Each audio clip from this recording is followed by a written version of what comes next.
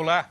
A necessidade de uma reforma política é praticamente unanimidade na sociedade e também aqui no Congresso Nacional. A questão é que reforma, como fazê-la. Talvez seja um dos assuntos onde seja mais difícil construir um consenso, mas não é por isso que os deputados desistiram de tentá-lo. Para aprofundar essa questão, o Brasil em Debate recebe agora o deputado Bonifácio Andrada, do PSDB de Minas Gerais, e o deputado João Paulo Cunha, do PT de São Paulo. Agradeço muito aos dois deputados por terem aceito o nosso convite. Agora a reforma política começa a ganhar corpo, porque temos um relatório pronto do deputado Henrique Fontana, o relator da matéria aqui na Câmara. Eu começo pelo tema que tem mais colocado em contraposição a sociedade e os especialistas, os envolvidos mais a fundo no debate, que é o financiamento público. A proposta que eu acho que tem o apoio da maior parte dos parlamentares, que convivem diretamente com o atual sistema de financiamento, tem o apoio da academia, mas que as pesquisas mostram ainda não tem o apoio da sociedade. Começo com o senhor deputado Bonifácio Andrada. O financiamento público é mesmo o melhor caminho? E como, se a resposta do senhor for positiva, como convencer a sociedade de que esse é de fato o melhor caminho? Esse problema do financiamento nas eleições é realmente um problema muito sério, muito grave, porque quando os candidatos utilizam os seus meios financeiros para vencer as eleições dentro, digamos assim, de um clima de equilíbrio, nós estamos realmente vivendo um momento democrático. Mas quando os grupos econômicos participam ativamente e começam realmente a trazer um volume muito alto para esse ou aquele candidato, há sim um certo desestímulo e ao mesmo tempo um desestímulo, uma quebra das regras democráticas. De modo que o financiamento, quer dizer, gastar o dinheiro nas eleições, é algo muito significativo. O meu partido, o PSDB, sobre o assunto, ele é dividido. Eu, pessoalmente, sou favorável ao financiamento público e apoio o parecer do deputado Fontana, porque acho que esse é o caminho melhor para se impedir a presença do grupo econômico. Agora, uma questão curiosa. E com o financiamento público, o eleitorado todo e o povo vai ter conhecimento de como vai realmente custar as eleições. Hoje, não havendo financiamento público, e o levantamento de dinheiro ele é realmente isolado e dos partidos, na realidade o povo não sabe o quanto se gasta nas eleições. De modo que aí a importância do financiamento público, porque além de igualizar por todos os candidatos em igualdade de condições, ele vai, de fato, permitir que o povo acompanhe, de fato, o curso das eleições. Deputado João Paulo Cunha, como o deputado Bonifácio Andrada colocou, financiamento público tem essa capacidade de democratizar a democracia, não é? A primeira coisa é que os brasileiros precisam saber que essa medida não é uma jabuticaba nova, né? Não é uma coisa só no Brasil. Em muitos países do mundo, a maior parte dos países, as democracias mais consolidadas no mundo, adotam o sistema de financiamento público. Em alguns casos eles mitigam um pouco, fica misturado, mas sempre tem uma parte grande do financiamento através do orçamento dos governos, né? Agora, o financiamento ele é vinculado a um novo sistema eleitoral, não seria no nosso sistema, porque financiar, apesar de ter gente que admite até no sistema atual, seria muito difícil você financiar a campanha nesse sistema que cada pessoa vota em um candidato, não vota no partido. Então, o financiamento ele é mais apropriado para um sistema em que o eleitor passe a votar em uma chapa, em uma legenda, em um programa, né? Aí, como disse bem o deputado Bonifácio Andrada, aí fica mais fácil de você fiscalizar. A engenharia que o deputado Henrique Fontana montou é uma engenharia interessante, que ele distribui os recursos pelos estados e pelos municípios nas campanhas. Então, por exemplo, lá em Minas Gerais, em Belo Horizonte, na campanha, toda a sociedade ficaria sabendo quanto que vai gastar um candidato a prefeito de Belo Horizonte, porque seria distribuição igualitária desses recursos, né? Quanto que custaria uma campanha de um vereador de Belo Horizonte? Então, se o PT sabe, o PSDB sabe, o PMDB sabe, o PSB sabe, os próprios concorrentes fiscalizam. A sociedade sabendo também vai fiscalizar. Se o sujeito coloca carro de som a mais, coloca mais gente na rua, a sociedade passa a acompanhar e ver que esse sujeito está gastando fora da legalidade. É mais fácil. Eu tenho a impressão que nós daremos um salto muito grande se introduzirmos o financiamento público de campanha. Agora, como você falou, não é uma tarefa fácil, porque as pessoas tendem a achar que esse dinheiro vai para o político, entendeu? Mas o custo da democracia é um custo elevado e que o Brasil precisa experimentar esse novo modelo. E talvez o principal argumento seja aquele de que o cidadão já paga, né? Quando uma empresa, uma grande empresa, faz uma doação de campanha, ela está, obviamente, embutindo aquilo ali nos custos operacionais dela, de uma certa maneira. Essa é outra coisa, né, que o Bonifácio começou a falar, que, na realidade, um deputado eleito com financiamento público, ele vem para a Câmara absolutamente descompromissado. Sim. Não que agora os deputados venham compromissados, mas se você tem um financiamento público via o seu partido, uma lista, você tem bancadas mais definidas aqui, mais autônomas, mais independentes. E só um parênteses, hoje no Brasil está muito difícil fazer campanha, cada vez é mais cara a campanha, as pessoas mais pobres, mais simples, as lideranças do meio do povo vão ficando para trás. Sabe? Vem o poder econômico, a bocanha. Não tem dúvida. Isso é uma coisa muito grave. Se nós não enfrentarmos esse assunto dessa forma, vou ficar sabendo.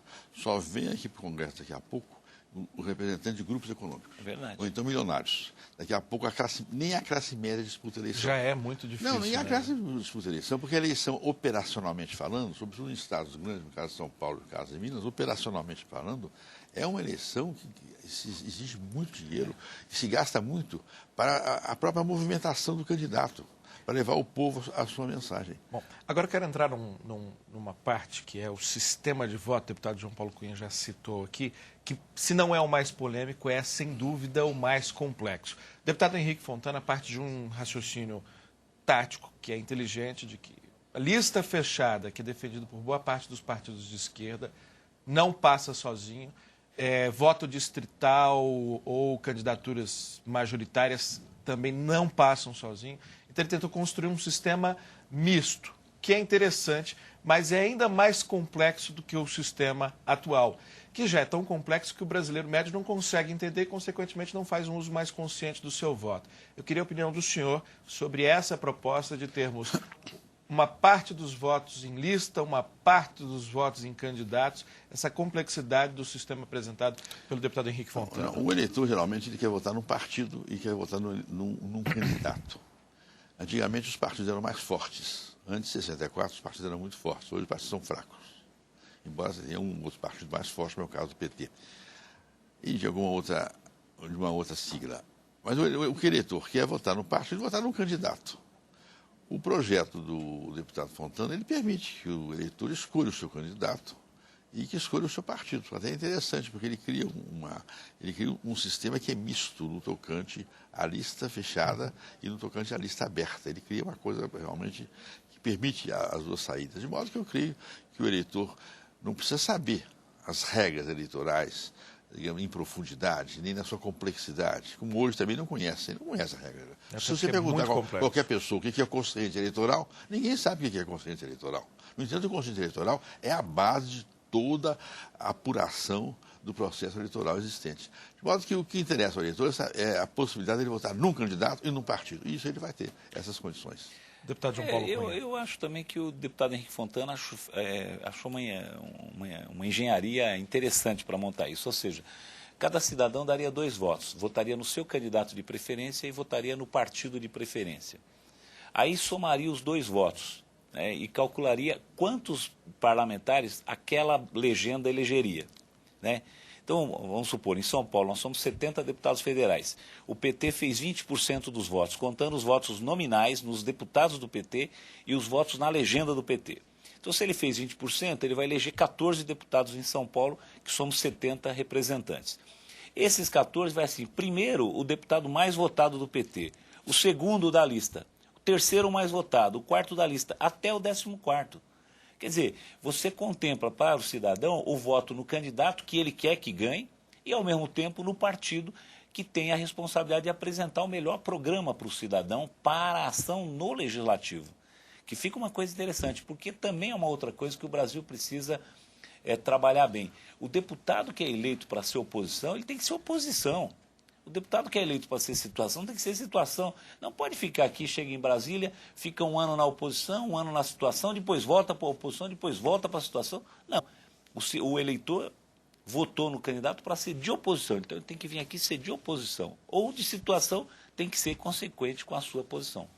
A reforma política é o tema do Brasil em Debate, desta edição do Brasil em Debate, que recebe o deputado Bonifácio Andrada, do PSDB de Minas Gerais, e o deputado João Paulo Cunha, do PT de São Paulo. O Brasil em Debate é transmitido pela TV Câmara e pela Rádio Câmara, mas as nossas edições também estão disponíveis em www.câmara.gov.br. Agora nós vamos para mais um ponto que talvez seja um dos principais objetivos da reforma política, de acordo com o conjunto dos atores envolvidos nesse processo, que é o fortalecimento dos partidos. Nós temos, é um diagnóstico praticamente unânime, um excesso de partidos e partidos que acabam não representando propostas, mas sim agremiações, meras agremiações. Nesse aspecto, a reforma política que está sendo construída está contemplando, deputado Bonifácio Andrada? Eu acho que com o tempo. O Brasil realmente sofreu uma grande crise na vida partidária a partir de 64. Com o movimento de 64, liquidaram os partidos, criaram obrigatoriamente duas agremiações, que é o antigo MDB e a antiga Arena, e daí para frente nós tivemos uma série de crises políticas partidárias que praticamente acabaram no país com a mentalidade partidária, a não ser o PT, que era a oposição que foi se formando. Então é uma coisa grave na vida brasileira. Nós não temos partidos. E isso é curioso, porque todos os países da América do Sul, da América Latina, têm partidos antigos. Sim. Nós não temos. No Brasil, aliás, a história mostra, isso é uma outra tese, que os governantes sempre foram contra os partidos. Em diversos momentos históricos, o governo acabou com os partidos. E partidos ressurgem, enquanto que em todos os países os partidos são antigos. Esse é um problema sério.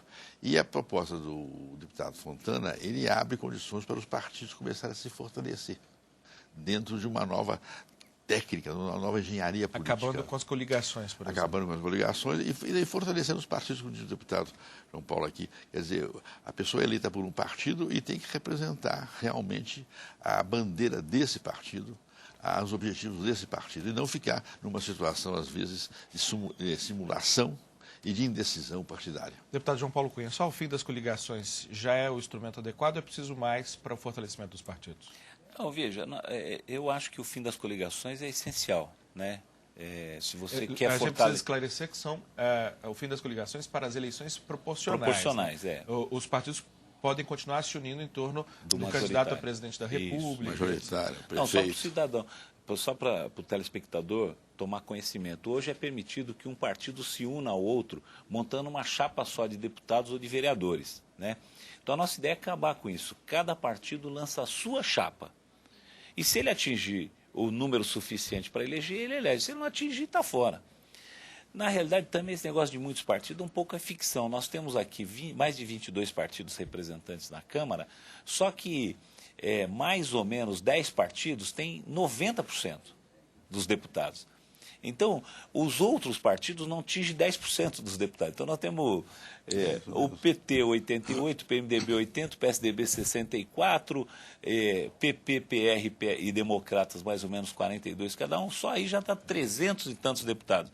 Depois você pega os outros partidos, de tal forma que juntando os 10, 11 partidos, você chega a mais de 90% dos deputados da Câmara. Então, essa história de que temos muito partido, mas o povo também sabe concentrar o seu voto nos partidos que são, de fato, mais representantes. Se nós acabássemos com a coligação, ajudaria muito, mas também depende muito do sistema que nós vamos montar, né? Então, a gente tem que garantir que haja um sistema que permita os partidos novos ou aqueles que estão em construção tenham condições de crescer também. Vamos entrar num outro tema, numa outra solução que a reforma política traz para algo que a sociedade já demanda há algum tempo, que é a questão do suplente do senador.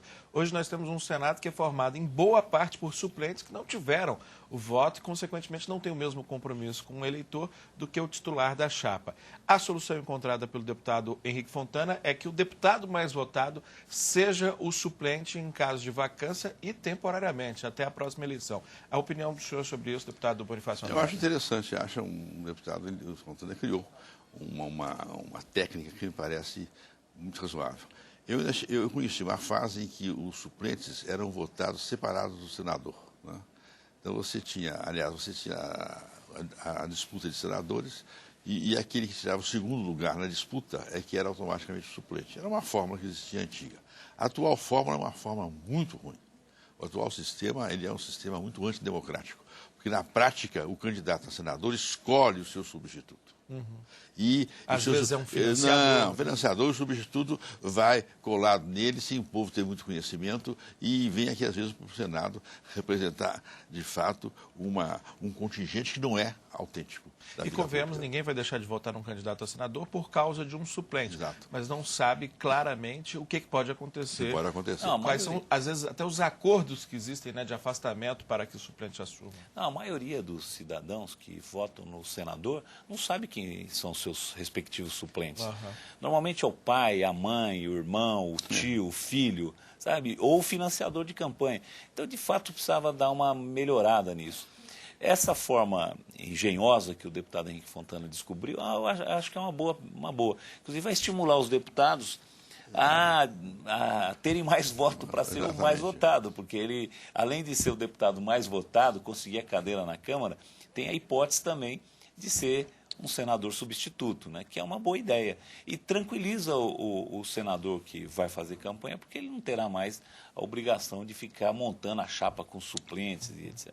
Agora, há muitas críticas de que essa reforma política não é, de fato, uma reforma política, e sim uma reforma eleitoral. Ela carrega apenas um aspecto dos vários que serão necessários para realmente mudar a consciência política, mudar a forma de se atuar na política. Então, eu vou aproveitar para abordar dois temas que não entraram na reforma política. Não, mas deixa eu só fazer uma observação, que é a seguinte: se a gente mudar o sistema eleitoral, colocando o voto em lista e o voto na pessoa com financiamento de campanha, aí é uma reforma política, claro que é uma vai mudança, mudar completamente. É claro que é uma mudança importante, mas ela não se completa diante das expectativas mas ela permite, isso que é interessante, o deputado falou, melhorando o sistema eleitoral, então haverá condições que hoje não existem de você fazer as grandes reformas, a reforma da federação, a reforma do sistema de governo, o Pacto Federativo, a reforma do sistema de governo. Eu acho que nós estamos num presidencialismo muito autocrático, é preciso defender isso, não é o atual governo que é responsável. A composição da Câmara, né? Enfim, há uma série de coisas que precisam verificar. É verdade. Inclusive os direitos individuais precisam ser mais garantidos. Se fosse para fazer uma coisa muito grandiosa, seria uma revolução, né? Não uma reforma. Não pode fazer essa reforma que você está falando. Porque pode-se convocar um Congresso Constituinte que dentro da atual Constituição. Né? Eu quero, então, aproveitar para tratar de dois assuntos que ficaram de fora.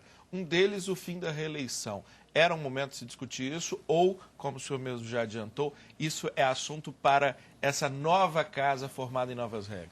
Eu sou daqueles... Não, a reeleição pode ser discutida agora. Eu sou contra a reeleição.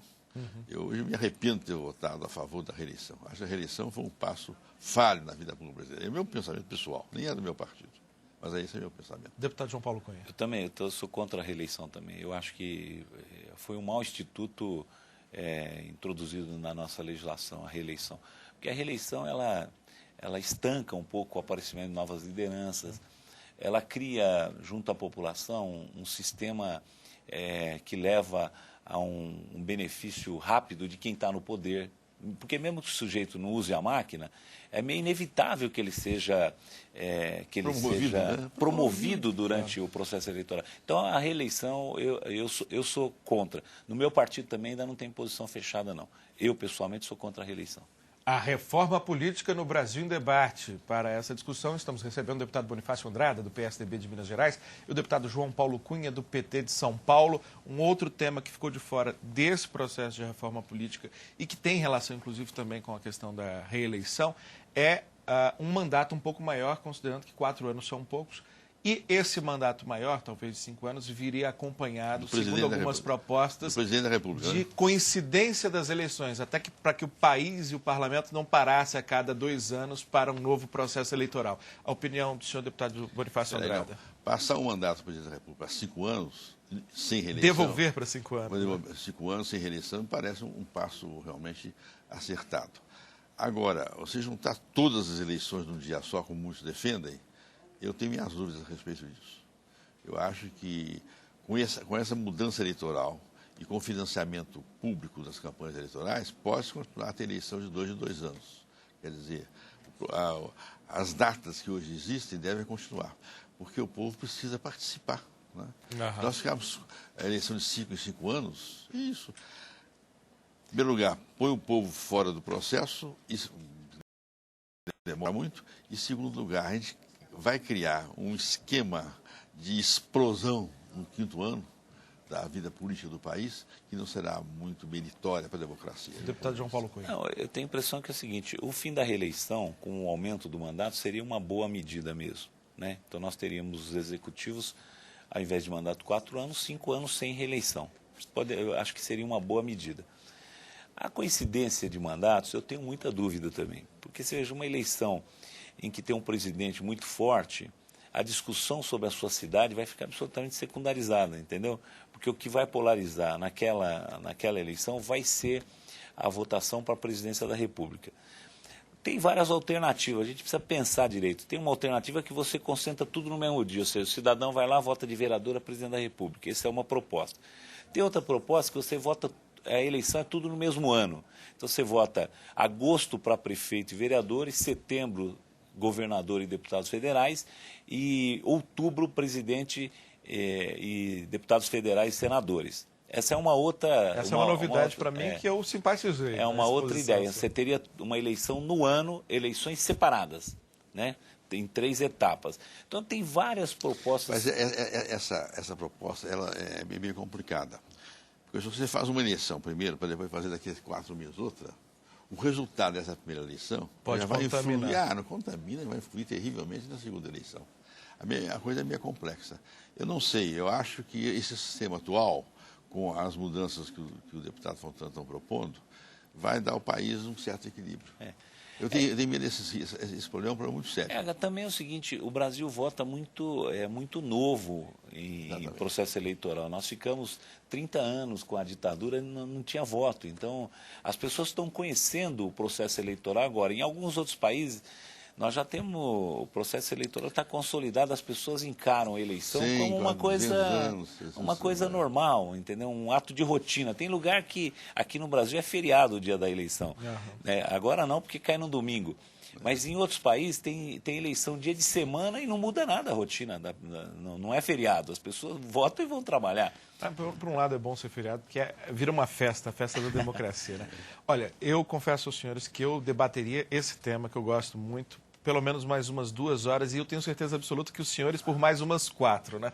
Mas infelizmente nosso tema acabou, já fica o convite para uma próxima oportunidade, porque é um tema que continua na agenda da Câmara dos Deputados e com certeza continua na pauta do Brasil em Debate, que hoje recebeu o deputado Bonifácio Andrada, do PSDB de Minas Gerais, e o deputado João Paulo Cunha, do PT de São Paulo, para debater a reforma política. Até uma próxima edição do Brasil em Debate.